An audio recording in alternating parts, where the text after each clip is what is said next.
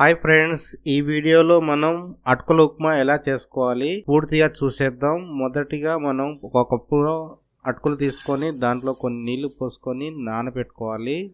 పూర్తిగా నానాక పక్క పెట్టేసుకొని పెట్టేసుకున్న తర్వాత like and share and subscribe. Stove వెలిగించుకొని ఒక బౌల్ తీసుకొని ఆ బౌల్లో 2 టేబుల్ స్పూన్ల ఆయిల్ వేసుకొని అందులో మనం జీలకర్ర ఆవాలు వేసుకొని కొద్దిగా వేగించుకోండి. వేగిన తర్వాత పచ్చిమిర్చిలు వేసుకొని ఉల్లిగడ్డ వేసుకొని కోసేపు వేగించుకొని పల్లీలు వేసుకొని పసుపు టమాటా తగినంత ఉప్పు వేసుకొని కాసేపు మగ్గనిద్దాం. మగ్గిన తర్వాత మనం కరివేపాకు వేసుకొని దాని తర్వాత మనకి ఇలా డ్రైగా అయిన అటుకులను వేసుకొని కలిపేసుకొని దించేసుకోవటమే. వేడి వేడి అటుకుల ఉప్మా రెడీ.